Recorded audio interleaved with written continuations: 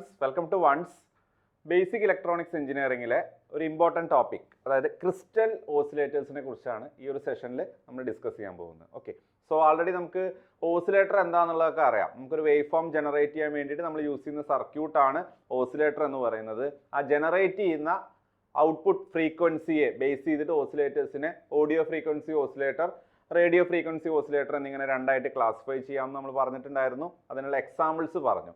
അതിൽ radio frequency ഓസിലേറ്റേഴ്സിൽ വരുന്ന ഒരു ടൈപ്പ് ഓസിലേറ്റർ ആണ് ക്രിസ്റ്റൽ ഓസിലേറ്റർ. അതായത് ഹൈ ഫ്രീക്വൻസി ജനറേറ്റ് ചെയ്യുന്ന ഒരു ഓസിലേറ്റർ ആണ് ക്രിസ്റ്റൽ.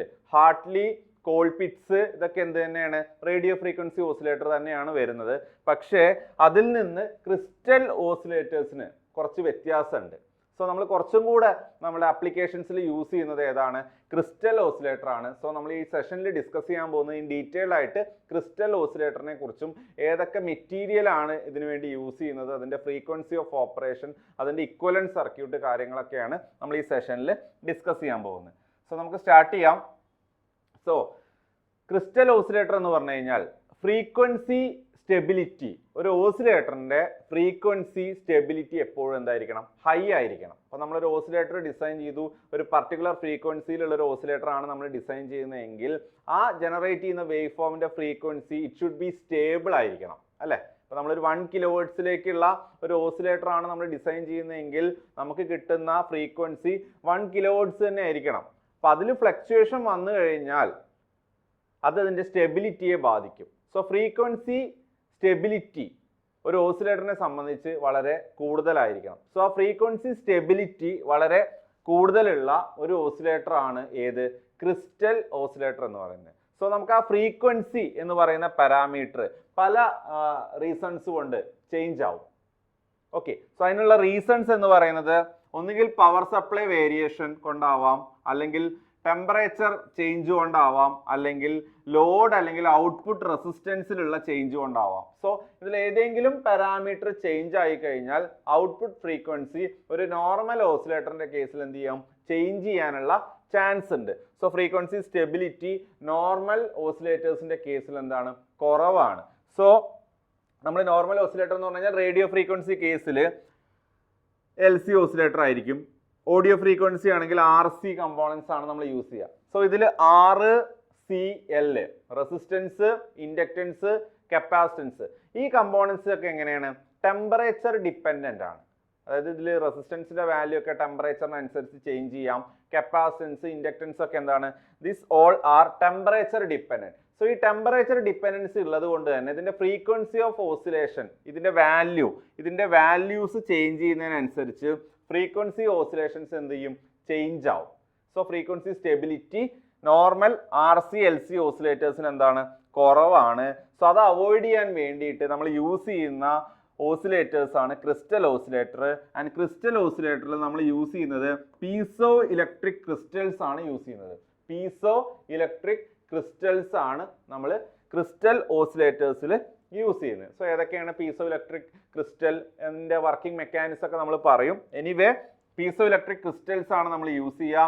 ആൻഡ് ക്രിസ്റ്റൽ ഓസിലേറ്ററിന്റെ അവൈലബിൾ ആയിട്ടുള്ള ഫ്രീക്വൻസി റേഞ്ച് എന്ന് പറയുന്നത് 1 MHz അവൈലബിൾ ആണ്, 1.8, 2 MHz, 2.4, 3.2 MHz, 3.57, 4 MHz. സോ നമുക്ക് ആ ഫ്രീക്വൻസി റേഞ്ച് നോക്കിയാൽ തന്നെ മനസ്സിലാവും എല്ലാം എന്താണ്, മെഗാഹെർട്സ് റേഞ്ചിലാണ്. ദാറ്റ് മീൻസ് റേഡിയോ ഫ്രീക്വൻസി റേഞ്ചിലാണ് ഇത് ഔട്ട്പുട്ട് ഫ്രീക്വൻസി പ്രൊഡ്യൂസ് ചെയ്യുന്നത്. Okay, so crystal oscillator comes under radio frequency oscillator. Okay, so normally നമ്മൾ പീസോ ഇലക്ട്രിക് ക്രിസ്റ്റൽസ് ആണ് നമ്മൾ ഈ ക്രിസ്റ്റൽ ഓസിലേറ്റർ ആയിട്ട് പീസോ ഇലക്ട്രിക് ക്രിസ്റ്റൽസ് ആണ് നമ്മൾ യൂസ് ചെയ്യുക. സോ ആ പീസോ ഇലക്ട്രിക് ക്രിസ്റ്റൽസ് ആണ് നമ്മൾ എവിടെ കണക്ട് ചെയ്യുക, സർക്യൂട്ടിൽ വേവ് ഫോം ജനറേഷന് വേണ്ടിയിട്ട് നമ്മൾ യൂസ് ചെയ്യുന്നത് അല്ലെങ്കിൽ കണക്ട് ചെയ്യുന്നത്. ഓക്കെ, സോ അവിടെ റെസൊണൻസ് എന്ന് പറയുന്ന ഫിനോമിനാണ് നമ്മൾ നോർമലി വേവ് ഫോം ജനറേഷന് വേണ്ടിയിട്ട് യൂസ് ചെയ്യുക. അതായത് ഈ പീസോ ഇലക്ട്രിക് ക്രിസ്റ്റൽസ് എന്താണ്, നമ്മളൊരു ഇൻപുട്ട് സിഗ്നൽ കൊടുക്കുന്ന സമയത്ത് ഇത് വൈബ്രേറ്റ് ചെയ്തിട്ടാണ് ഓസിലേഷൻസ് പ്രൊഡ്യൂസ് ചെയ്യുക. സോ നമ്മൾ അപ്ലൈ ചെയ്യുന്ന സിഗ്നലിന്റെ ഫ്രീക്വൻസിയും ഇതിന്റെ നാച്ചുറൽ ഫ്രീക്വൻസിയും തമ്മിൽ മാച്ച് ആവുമ്പോൾ റെസൊണൻസ് നടന്നിട്ടാണ് ഓസിലേഷൻസ് പ്രൊഡ്യൂസ് ചെയ്യുക. സോ അതിനെക്കുറിച്ചും അതിന്റെ വർക്കിംഗ് പ്രിൻസിപ്പിൾ എന്താണെന്നുള്ളതൊക്കെ നമ്മൾ നെക്സ്റ്റ് ഇതിൽ ഡിസ്കസ് ചെയ്യും. Okay, so principle of crystal oscillator എന്ന് പറഞ്ഞു കഴിഞ്ഞാൽ working principle of crystal oscillators എന്താണെന്ന് ചോദിച്ചു കഴിഞ്ഞാൽ ആൻസർ എന്താണ്, പീസോ ഇലക്ട്രിക് എഫക്റ്റ് ആണ്. പീസോ ഇലക്ട്രിക് എഫക്റ്റ് ആണ് നമ്മുടെ ക്രിസ്റ്റൽ ഓസിലേറ്ററിന്റെ വർക്കിംഗ് പ്രിൻസിപ്പിൾ എന്ന് പറയുന്നത്. സോ പീസോ ഇലക്ട്രിക് എഫക്റ്റ് എന്താന്നുള്ളത് നോക്കാം. സോ പീസോ ഇലക്ട്രിക് എഫക്റ്റ് എന്താണെന്ന് ചോദിച്ചു കഴിഞ്ഞാൽ പീസോ ഇലക്ട്രിക് മെറ്റീരിയലിന് എക്സാമ്പിൾ ആണ് ക്വാർട്സ്, ടോർമലൈൻ, റോഷെല്ലെ സോൾട്ട്.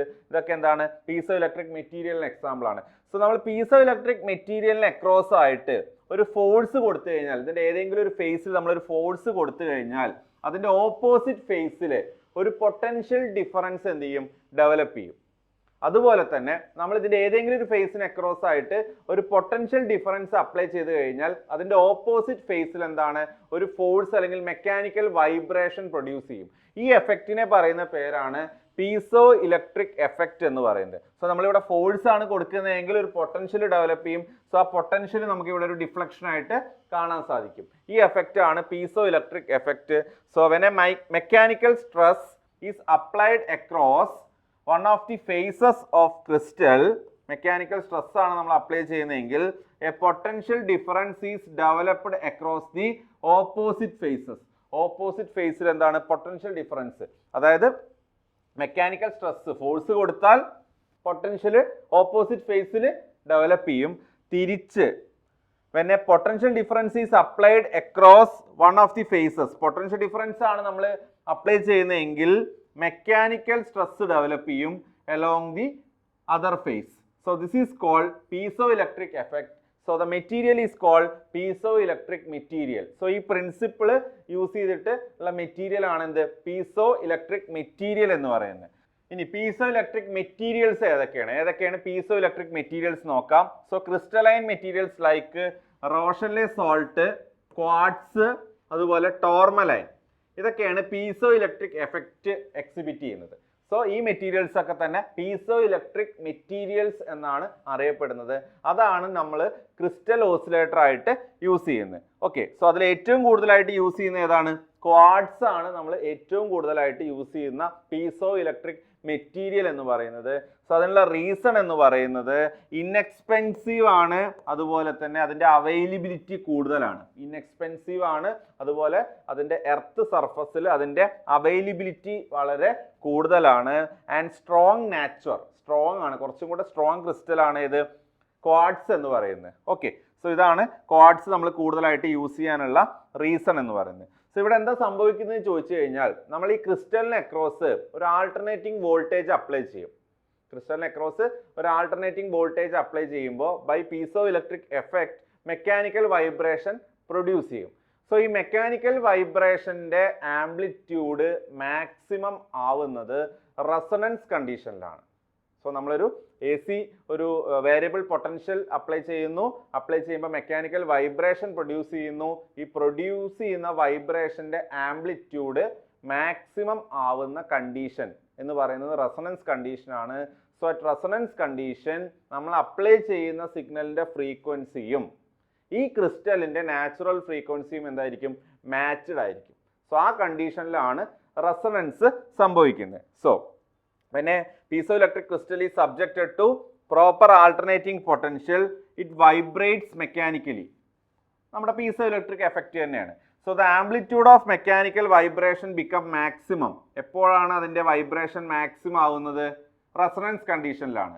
സോ എന്താണ് resonance condition? when the frequency of alternating voltage, അതിന്റെ നമ്മൾ അപ്ലൈ ചെയ്യുന്ന ആൾട്ടർനേറ്റിംഗ് വോൾട്ടേജിന്റെ frequency is equal to natural frequency of the crystal. ആ ക്രിസ്റ്റലിന്റെ നാച്ചുറൽ ഫ്രീക്വൻസി ആയിട്ട് മാച്ച് ചെയ്യുന്ന റെസൊണൻസ് കണ്ടീഷനിലായിരിക്കും നമുക്ക് മാക്സിമം ആംപ്ലിറ്റ്യൂഡ് വൈബ്രേഷൻ കിട്ടുന്നത്, അതായത് ഓസിലേഷൻ കിട്ടുന്നത്.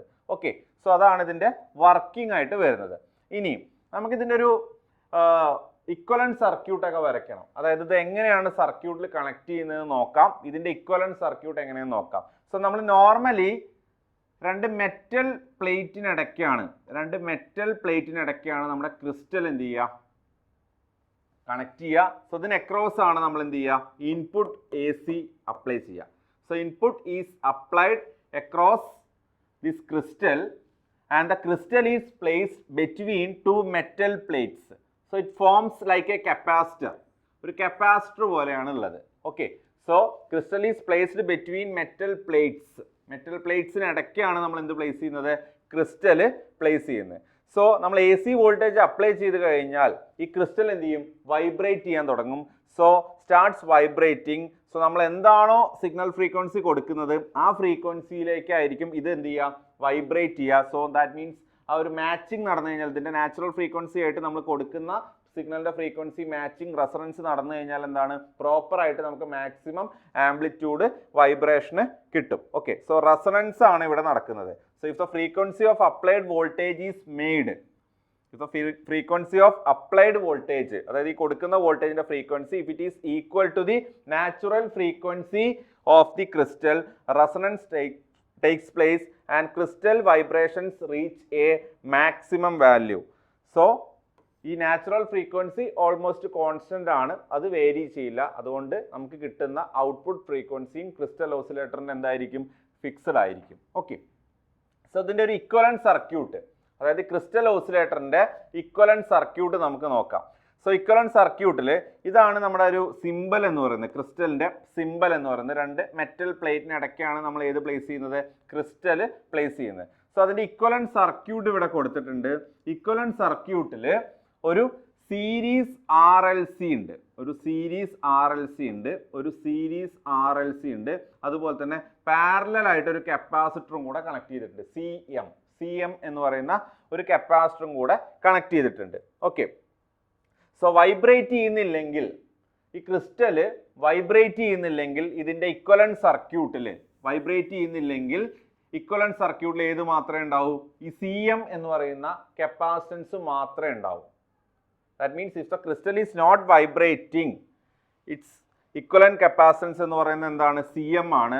സോ വൈബ്രേറ്റ് ചെയ്യുന്ന കേസിൽ ഏതും കൂടെ വരും, ഏതിന്റെ എഫക്റ്റും കൂടെ വരും, ഈ RLC സർക്യൂട്ടിന്റെ റെസൊണൻസിന് വേണ്ടിയിട്ട് ഈ RLC സർക്യൂട്ടിന്റെ എഫക്റ്റും കൂടെ വരും. So if it is not vibrating, equivalent സർക്യൂട്ടിൽ ഏത് മാത്രമേ ഉണ്ടാവൂ, CM മാത്രമേ ഉണ്ടാവൂ. If it is vibrating, RLC സർക്യൂട്ടും കൂടെ ഇതിൽ വരും. ഓക്കെ, ഇനി ഇതിൽ റെസൊണൻസ് ആണ് നടക്കുന്നത് നമ്മൾ പറഞ്ഞു. സോ സീരീസ് പാരലൽ റെസൊണൻസ് അല്ലെങ്കിൽ രണ്ട് ഫ്രീക്വൻസീസ് ആണ് ഇതിൽ നമുക്ക് മെയിൻ ആയിട്ട് ഡിഫൈൻ ചെയ്യാനുള്ളത്. That is series resonance frequency denoted by FS, series resonance frequency എന്ന് പറഞ്ഞു കഴിഞ്ഞാൽ ഈ RLC സർക്യൂട്ടിൽ റെസൊണൻസ് നടക്കും. ഈ RLC സർക്യൂട്ടിൽ റെസൊണൻസ് നടക്കണം എന്നുണ്ടെങ്കിൽ എന്തായിരിക്കണം, XL is equal to XC. So XL is equal to XC എന്ന് പറയുന്ന കണ്ടീഷൻ അറ്റൈൻ ചെയ്ത് കഴിഞ്ഞാൽ ഈ സീരീസ് സർക്യൂട്ടിൽ റെസൊണൻസ് നടക്കും. സോ റെസൊണൻസ് നടന്നു കഴിഞ്ഞാൽ നമുക്ക് റെസൊണൻസ് ഫ്രീക്വൻസി കിട്ടും. That resonance frequency is F is equal to 1/2 pi LC ആണ്. So this is series resonance frequency 1/2 pi root LC ആണ്. സോ നമ്മുടെ മൊത്തം ഇക്വലന്റ് ഇംപിഡൻസ് എന്താവും, റെസൊണൻസ് കണ്ടീഷനിൽ R ആയിട്ട് റെഡ്യൂസ് ആവും. So series resonance frequency is 1/2 pi root LC. ഇനി parallel resonance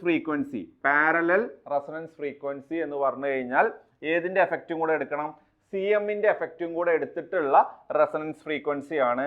so അതിന്റെ ഇക്വേഷൻ എന്ന് പറഞ്ഞു കഴിഞ്ഞാൽ FP is equal to 1/2 pi root L into CT ആണ്. 1/2 pi root L into CT. കാരണം ഈ ഒരു സിയും ഈ ഒരു CMഉം രണ്ട് കപ്പാസിറ്റൻസ് വരും. സോ രണ്ട് കപ്പാസിറ്റൻസിന്റെ കൂടെ ഇക്വലന്റ് ആണ് CT.